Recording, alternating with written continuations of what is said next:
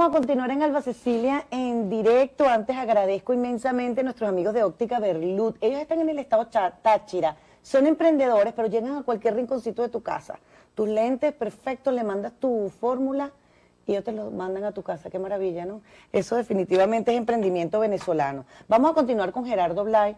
Gerardo, pues es abogado constitucionalista. Y seguimos un poquito en esta onda constitucional. Y yo quiero que él siga dando estas clases magistrales porque ya nos explicó la diferencia entre una dictadura y un Estado fallido y la entendimos perfectamente. Nos preguntan mucho a través de @BPITV, también en el Instagram, algunas cosas que tienen que ver con otras precisiones que debemos hacer. Y la gente en la calle, Gerardo, te pregunta sobre ese antejuicio de mérito que el Tribunal Supremo de Justicia en el exilio solicitó, la Asamblea dijo que procedía también, y lo último que pasó fue que ese Tribunal Supremo en el exilio le dijo al Consejo Nacional Electoral que el presidente Maduro no podía ir a un proceso electoral, un proceso de elecciones, dentro de 10 días. ¿Eso procede, no procede? ¿Es así? ¿De verdad el presidente Maduro no va a ir por un proceso electoral porque hay un Tribunal Supremo de Justicia paralelo, porque uno está en el exilio, el otro está aquí? Nosotros tenemos dos de todo, dos Fedecámaras, dos CTV, dos Tribunales Supremos de Justicia, dos asambleas nacionales, dos oposición, tristemente, dos oposición. Así es. Lo único que no tenemos es dos gobiernos, aunque hay otros partidos políticos que se suban por ahí. O hay varios gobernando. O hay varios gobernando, exactamente. Dos de todo. Y este dos de todo constitucionalmente permite que procedan las cosas. La gente te pregunta, ¿es normal que se abra un antejuicio de mérito por corrupción, por presunta corrupción? En el caso de Odebrecht, en el caso con el presidente Maduro, Gerardo. Fíjate, es difícil responder constitucionalmente lo que me preguntas, porque no estamos en un Estado, como dije en el primer bloque, democrático de derecho constitucional y de justicia. Cuando tú no tienes normas a las cuales asirte, precisamente eso es parte de lo que decíamos que es un Estado fallido, que se disuelve incluso el orden jurídico que rige la institucionalidad y la vida ciudadana. Todo está pues disuelto. Y simplemente se hacen las normas y se van cosiendo en la medida en que los necesita la revolución. Alguna vez oí a un magistrado de estos chavistas decir una cosa bárbara, que la revolución ponía los hechos y ellos estaban encargados después de ponerle el derecho, cuando siempre en cualquier mundo que rija el Estado de Derecho, las normas previas precede a las acciones que pueda hacer o no un gobierno. Entonces es complicado porque tratar de enmarcar las actuaciones de este tribunal en el exilio, el Tribunal Supremo en el exilio, dentro del texto constitucional y dentro de la ley orgánica del Tribunal Supremo de Justicia, que rige las acciones del Tribunal Supremo de Justicia, no calzan al molde. Por lo tanto, hay formalidades que algunos consideran que son esenciales para sus actuaciones, que no pueden ser cumplidas, y otras que sí han sido cumplidas. Una de las formalidades es que los poderes públicos en Venezuela tienen su sede, los poderes públicos nacionales tienen su sede en la ciudad de Caracas. Exactamente. Y que pueden sesionar fuera de ella cuando la mayoría de sus miembros así lo decidan. Por ejemplo, la Asamblea Nacional puede ir a sesionar a otra ciudad del país, siempre y cuando sea dentro del territorio nacional.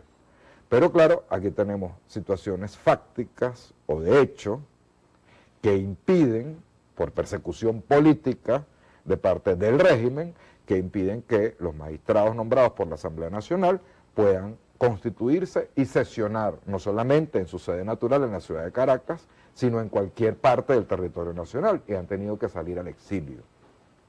Igual sucede con la señora Fiscal General de la República.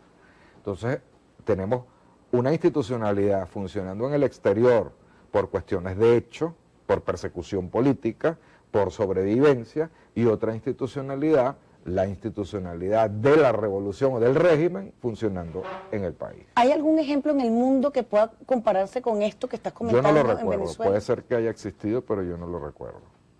Entonces, ¿qué pasa constitucionalmente porque aquí hablando tenemos cuando una mezcla en la cual tú tienes un régimen autoritario, violador de la Constitución, que está disolviendo el Estado y su institucionalidad y imponiendo su sola voz, pero con apariencia o dándoselas de democrático y de cumplidor de la norma constitucional, y exhiben la Constitución como si fueran unos grandes cumplidores de ella, lo cual es falso.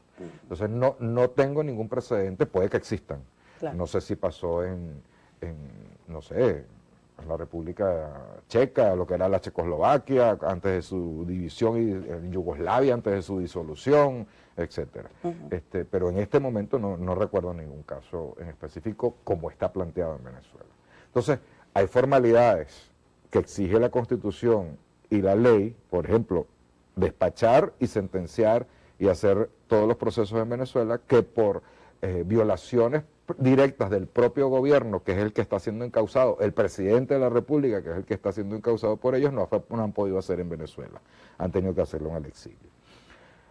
¿Qué es un antejuicio de mérito? Yo creo que es importante. Excelente. Porque la gente dice, bueno, le hicieron un juicio. No le han hecho un juicio todavía al señor Maduro. ¿Qué le hicieron al señor Maduro? Un antejuicio de mérito. Es decir... Pero que ni siquiera es una solicitud de antejuicio de mérito, o ya está el antejuicio de mérito. Ya hicieron el antejuicio de mérito. ¿Quién lo hizo?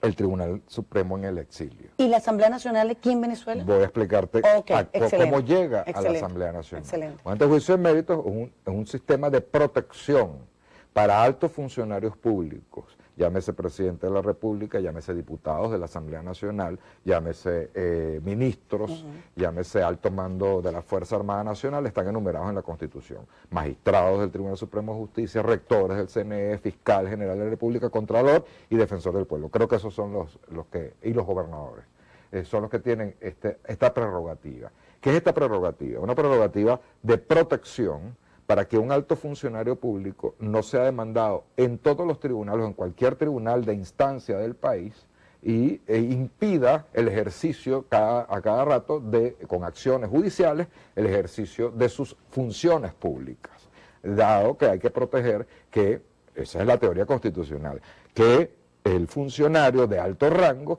es más importante que desempeñe sus funciones sin obstrucciones.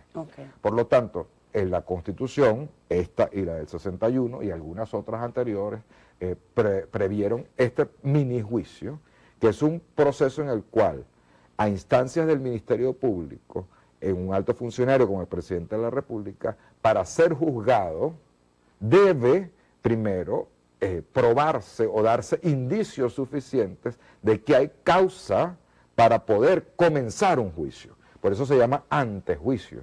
No hay un juicio todavía, sino se verifican razones. Y en el caso que haya un juicio, ¿quién queda en el poder? ¿A quién le corresponde? Porque se habla de vacío de poder. El tribunal habla pero es que de hay eso. segunda traba, que ahí es donde entra la Asamblea Nacional. El Tribunal Supremo, en sala plena, que tiene 32 magistrados, de los cuales deben decidir a favor 17, tiene que decidir si hay mérito o no. Una vez que hay mérito, la Constitución te pone otra traba para poder empezar el juicio, que es solicitarle a la Asamblea Nacional, en el caso del presidente de la República, si autoriza ese enjuiciamiento que terminó con el antejuicio y que comenzaría el juicio realmente. Y eso fue lo que solicitó ese tribunal en el exilio a la Asamblea Nacional. Y la Asamblea Nacional, en una sesión plenaria, decidió con la mayoría de los votos que sí autorizaba que el Tribunal Supremo de Justicia en el exilio siguiera el proceso, comenzara el juicio. Con esta explicación entonces, me deja cabezona porque me pongo a pensar... Está comenzando un juicio. Está comenzando un juicio, pero... Entonces, cuando tú comienzas un juicio, el juez puede, ya no en virtud de la Constitución, porque no dice nada, en el caso del presidente de la República, o tampoco en virtud de la Ley Orgánica del Tribunal Supremo de Justicia, sí, en virtud de la Ley Orgánica del Tribunal Supremo de Justicia, pero sobre todo, como es un juicio penal, porque lo que le están imputando son hechos de corrupción, por el caso de Brecht, según he leído en las prensas, porque no he leído las decisiones de este tribunal, evidentemente no están publicadas en la página web del Tribunal Supremo de Justicia. Claro. Entonces, ellos pueden admitir y dictar unas medidas cautelares. ¿Puede ello incluir la separación del cargo del presidente de la República? En teoría constitucional sí puede. ¿Puede ello impedir que el presidente de la República se inscriba en un proceso electoral? Ahí tengo mis dudas. Y lo alego por lo mismo que siempre hemos defendido en todas las causas en las cuales dirigentes de oposición han sido inhabilitados sin sentencia judicial definitivamente firme. ¿Qué es sentencia judicial definitivamente firme? Que ya usted hizo el juicio y concluyó con una sentencia. Y esa sentencia no puede ser apelada o recurrida. ¿Me explico? Excelente. Entonces quedó firme. Entonces, cuando han inhabilitado a Ledesma, que no podía ejercer sus derechos políticos a ser candidato, cuando inhabilitaron a Leopoldo López, Enrique, que no podía inscribir su candidatura, solo con una actuación administrativa de la Contraloría General de la República, cuando han inhabilitado a Enrique Capriles por 15 años, con una actuación administrativa y no con sentencia judicial definitivamente firme, siempre hemos dicho, esas inhabilitaciones violan la Constitución y violan el derecho a postularse y el ejercicio de los derechos políticos. excelente. Entonces, una cosa es lo que uno aspire, Claro. y uno no le gustaría que Maduro se inscribiera en este fraude de elección, que no son elecciones, que eso lo vamos a tocar después. Lo vamos a tocar Pero ahora, otra sí. cosa muy distinta es lo que, si nos apegamos a lo que son las normas y lo que hemos nosotros siempre defendido para los nuestros, no podemos hacer la vuelta a la tortilla y un malabarismo de tal manera de voltearnos 180 grados para decir que ahora sí. Muy bien, yo tengo que ir a la pausa, pero la próxima parte la quiero dedicar a las elecciones, al proceso electoral. Faltan 10 días. Quisiera que me dieras una opinión sobre lo que está pasando con el sistema financiero venezolano, lo que está pasando con Banesco, lo que está pasando con BOD. El viernes vimos como un acorralamiento. Son 3 casos totalmente diferentes, entiendo. Y tal cambio también, que no se entiende muy bien, pero bueno, que está supuestamente también en la misma investigación. sopa, en investigación. Sudeban ha dicho que va a investigar a todas las instituciones financieras del país. ¿Eso es normal 10 días antes de un proceso electoral? ¿Qué temor hay de parte del gobierno con el sistema financiero, Gerardo? ¿Cómo ves esto? Mira, ¿cuál es el análisis que hace? Lo que yo creo, en primer lugar, son cosas distintas porque Banesco sí fue intervenido.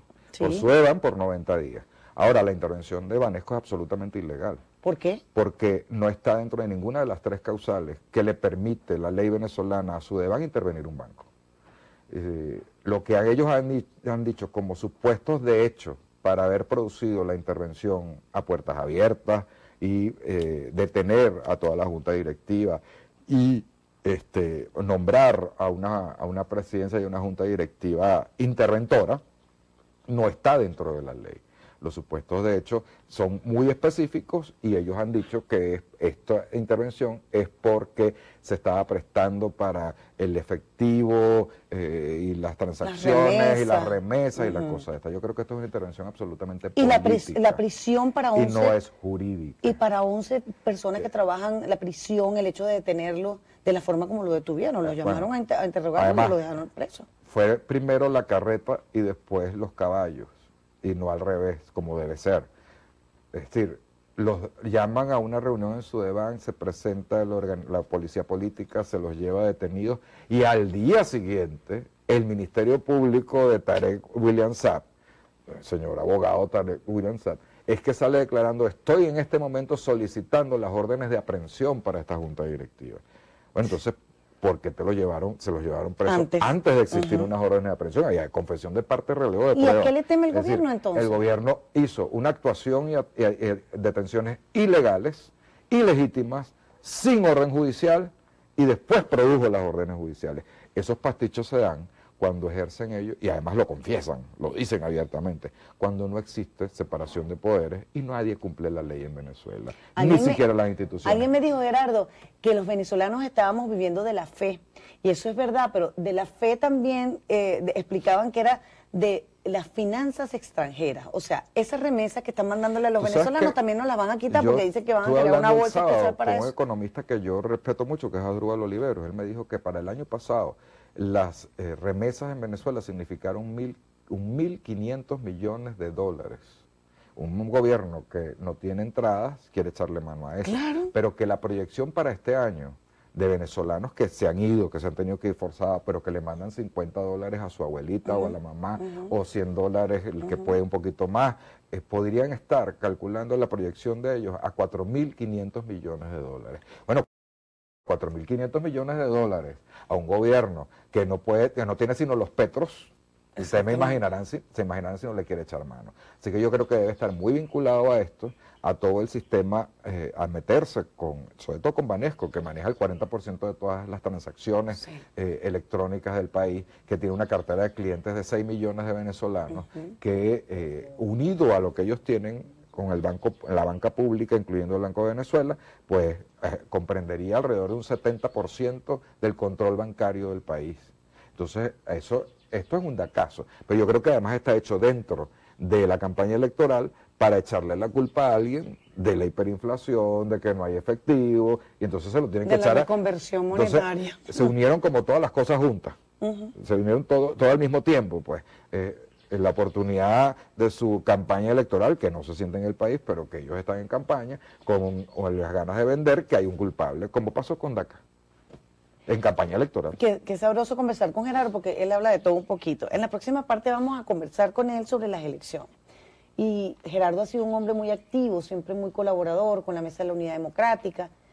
Gerardo está fuera, está ejerciendo como abogado constitucional en este momento. Fuera de la mesa, cómo ve el Frente Amplio Nacional, cómo ve la mesa, cómo ve la oposición, el planteamiento que hacía Luis Vicente León la semana pasada, de que no quería quedarse rascándose la barriga el 20 para el 21 no tener ninguna solución a los problemas que estamos viviendo todos los venezolanos, porque seguiría Maduro en el poder, y su posición sobre las elecciones, porque siempre está el dilema votar o no votar.